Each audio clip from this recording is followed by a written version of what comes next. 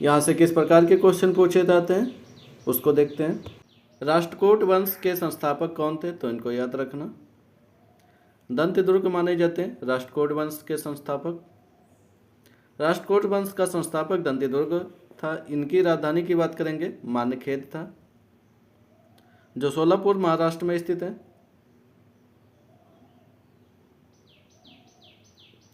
एलोरा के प्रसिद्ध कैलाश मंदिर का निर्माण राष्ट्रकूट शासकों ने करवाया था, तो इसको याद रखना। आगे बात करते हैं। चोल साम्राज्य के संस्थापक निम्नलिखित में से कौन थे, तो इनको याद रखना। विजयालय चोल साम्राज्य के संस्थापक माने जाते हैं। चोल साम्राज्य की स्थापना विजयालय चोल ने की थी, तो इसको याद रखना। चोलों का शासन 9वीं शताब्दी में शुरू हुआ था, तो इसको याद रखना। 9वीं शताब्दी में चोलों का शासन शुरू होता है। जब उन्होंने पल्लव को हराया, इनका शासन 13वीं शताब्दी तक चलता, तो इसको याद रखना। आगे बात कर लेते हैं।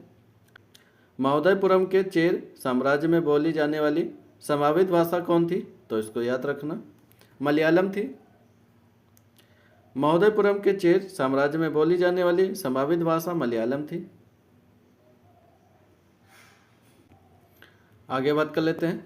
सिंचाई के लिए 16 मील लंबी चोल झील का निर्माण इनमें से किस चोल शासक ने करवाया था, तो इसको याद रखना। राजेंद्र प्रथम ने इसका निर्माण करवाया था। सिंचाई के लिए 16 मील की लंबी चोल मंडलम झील का निर्माण राजेंद्र प्रथम ने करवाया था। ये इंपॉर्टेंट है। आगे बात कर लेते हैं। चोल अभिलेखों के अनुसार जैन सभाओं को दान में दिए जाने वाली भूमि को क्या कहा जाता था, तो इसको याद रखना। पल्ली छंदम बोला जाता था। आगे बात कर लेते हैं। चोल अभिलेखों के अनुसार जैन सभाओं को दान में दिए जाने वाली भूमि को क्या कहा जाता था, तो इसको याद रखना। पल्ली छंदम बोला जाता था, जो भूमि दान दी जाती थी। आगे बात कर लेते हैं। प्रारंभ में निम्नलिखित में से कौन कर्नाटक के चालुक्यों के अधीनस्थ थे, तो इनको याद रखना। राष्ट्रकूट थे। आगे बात कर लेते हैं। चोल राजा राजराज प्रथम की बात करते हैं। किस वर्ष गद्दी पर बैठा था, तो इनको याद रखना। आगे बात कर लेते हैं। 8वीं शताब्दी के मध्य में एक राष्ट्रकूट प्रमुख दंतदुर्ग ने अपने चालुक्य आधिपत्य का तख्ता पलट करके एक अनुष्ठान करवाया, जिसे शाब्दिक रूप से फिलिंदा ब्लैंक आपको भरना कहा जाता था, तो उसको याद रखना। हिरण्यगर्भ कहा जाता था। आगे बात कर लेते हैं। चोल प्रशासन में फिलिंदा ब्लैंक आपको भरना है। गांव में सदन होती थी, जो मुख्य रूप से ब्राह्मणों द्वारा बसाई गई थी, तो उसको याद रखना। सभा कहा जाता था। चोल अभिलेखों में मोटे तौर पर 3 प्रकार की ग्राम सभाओं का उल्लेख प्राप्त होता है। उर सभा, महासभा, नगरम। सभा या महासभा गांव के वरिष्ठ ब्राह्मण, जिन्हें अग्रहार कहा जाता था।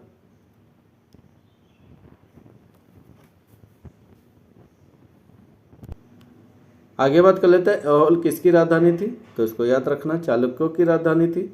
चालुक्य वंश 6वीं शताब्दी से 12वीं शताब्दी तक दक्षिण व मध्य भारत में शासन किया। उन्होंने प्रारंभिक में राजधानी अपनी ऐहोल कर्नाटक को बनाया। बाद में पुलकेशिन प्रथम ने राजधानी बादामी को बनाया था, तो इसको याद रखना। आगे बात कर लेते हैं। रवि कीर्ति किस चालुक्य शासक के दरबारी कवि थे, तो इसको याद रखना। पुलकेशिन द्वितीय के चालुक्य शासक दरबारी कवि थे। पुलकेशिन द्वितीय 610 ईसा पूर्व से लेकर 642 ईसा पूर्व बादामी चालुक्य वंश का चौथा वह सर्वाधिक शक्तिशाली शासक था। उसने सत्याश्रम पृथ्वी वल्लभ महाराजा की उपाधि धारण की थी। पुलकेशिन द्वितीय की बात करते हैं। जानकारी मिलती है ऐहोल प्रशस्ति अभिलेख से मिलती है, तो याद रखना। पुलकेशिन द्वितीय के बारे में जानकारी कहाँ से मिलती है? ऐहोल प्रशस्ति से मिलती है, जिसमें उसके दरबारी कवि रविकीर्ति द्वारा रचित उसकी प्रशस्ति वर्णित है, तो उसको याद रखना। आगे बात कर लेते हैं। निम्न में से कौन सा राजवंश संगम साहित्य में वर्णित 3 ताज वाले राजाओं में से एक नहीं थे, तो उसको याद रखना। पल्लव थे। आगे बात कर लेते हैं। निम्न में से किस कवि ने उत्तरवर्ती चालुक्य शासक विक्रमादित्य फोर्थ की जीवनी लिखी बिल्दड़ कल्याणी के चालुक्य वंशीय शासक विक्रमादित्य षष्ठ 1076 से 1126 की राज्यसभा में एक कश्मीरी राजकवि विद्वान थे, तो उनको याद रखना। इन्होंने विक्रमादित्य फोर्थ की जीवनी विक्रमांक देव चरित की रचना की थी, तो उसको याद रखना। बिल्दड़ ने विक्रमांक देव चरित में अपने आश्रयदाता सम्राट का जीवन आगे बात कर लेते हैं। चालुक्य राजवंश ने वातापी में शासन किया, जो आधुनिक समय में फिलिंदा ब्लैंक आपको भरना भारतीय राज्य में है, तो इसको याद रखना। कर्नाटक में स्थित है ये। आगे बात कर लेते हैं। 12वीं शताब्दी में कर्नाटक में एक नवीन आंदोलन का उद्भव हुआ, जिसका नेतृत्व आगे बात कर लेते हैं। बादामी किस वंश की सबसे पुरानी राजधानी थी, तो इसको याद रखना। चालुक्य राजवंश की सबसे पुरानी राजधानी थी। पाल वंश के बारे में यहाँ से किस प्रकार के क्वेश्चन पूछे जाते हैं उसको देख लेते हैं। पाल साम्राज्य भारत के किस हिस्से से संबंधित है, तो उसको याद रखना। पूर्वी से संबंधित है पाल साम्राज्य हमारा। पाल वंश का पहला शासक कौन था, तो उसको याद रखना। गोपाल था पाल वंश का पहला शासक। आगे बात कर लेते हैं। पूर्व मध्यकाल में फिलिंदा ब्लैंक आपको भरना। पर निरंतर पाने के लिए एक प्रसिद्ध त्रिपक्षीय युद्ध लड़ा गया, तो वह कौन सा युद्ध था? कन्नौज का युद्ध। आगे बात कर लेते हैं। प्रसिद्ध कवि और नाटककार राजशेखर निम्नलिखित में से किस प्रतिहार राजा के दरबार में दरबारी कवि थे, तो इसको याद रखना। महेंद्रपाल के।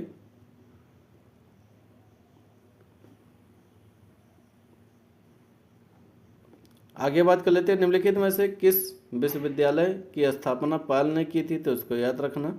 विक्रमशिला का स्थापना पाल वंश द्वारा की गई थी। आगे बात कर लेते हैं। 9वीं शताब्दी में प्रसिद्ध विक्रमशिला विश्वविद्यालय की स्थापना किसने की थी, तो इसको याद रखना। धर्मपाल ने किया था। आगे बात कर लेते हैं।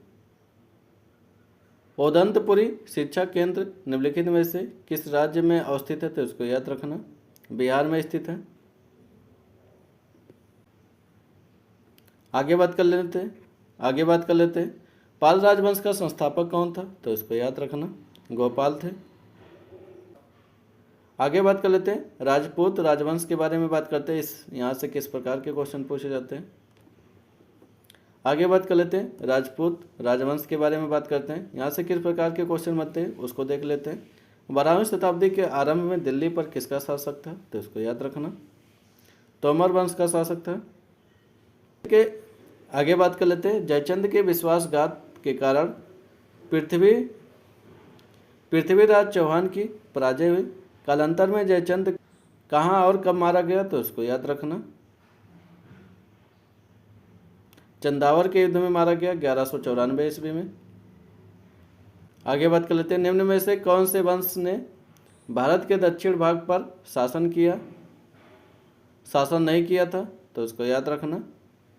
राजपूत वंश ने नहीं किया था।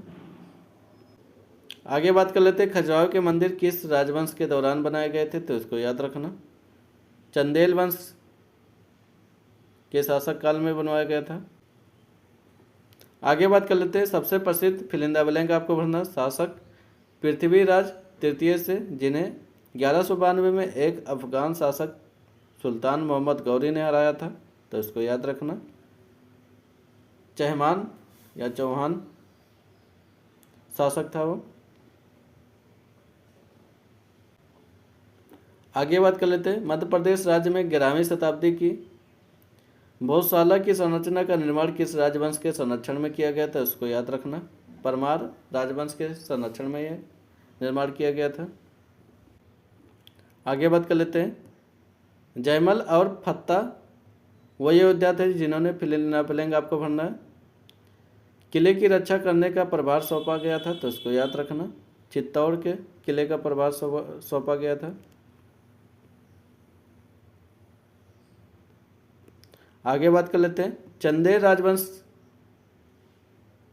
के किस राजा ने कंदरिया महादेव का निर्माण करवाया था, तो इसको याद रखना। धंगदेव ने निर्माण करवाया था। आगे बात कर लेते हैं। किस राजवंश ने कन्नौज को अपनी राजधानी बनाया था, तो इसको याद रखना। प्रतिहार राजवंश द्वारा कन्नौज को अपनी राजधानी बनाया गया था। आगे बात कर लेते, जब हार निश्चित हो जाती है तो फिल इन द ब्लैंक आपको भरना है।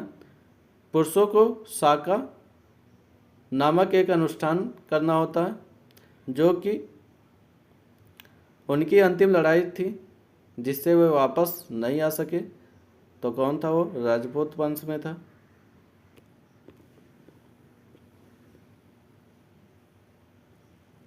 आगे बात कर लेते हैं, निम्नलिखित में से कौन से प्रतिहार वंश के महानतम शासक थे? निम्नलिखित में से कौन प्रतिहार वंश के महानतम शासक थे? तो इनको याद रखना। मीर भोज थे प्रतिहार वंश के महानतम शासक। आगे बात कर लेते हैं, पृथ्वीराज चौहान ने फिल इन द ब्लैंक करना से विवाह किया था। वह उसके शत्रु जयचंद गढ़वाल की बेटी थी, तो इसको याद रखना। संयुक्ता था। पृथ्वीराज चौहान के पिता कौन थे? तो इनको याद रखना। सोमेश्वर चौहान थे पृथ्वीराज चौहान के पिता।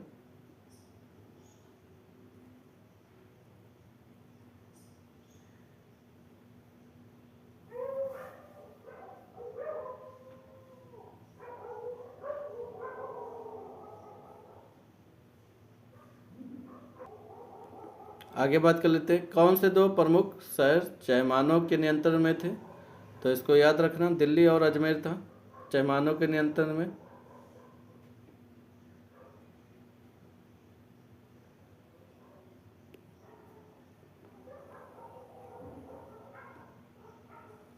आगे बात कर लेते हैं, मोहम्मद गौरी को 1191 में एक फिल इन द ब्लैंक आपको भरना है। शासक ने हराया था, तो इसको याद रखना। चौहान शासक ने हराया था मोहम्मद गौरी को 1191 में।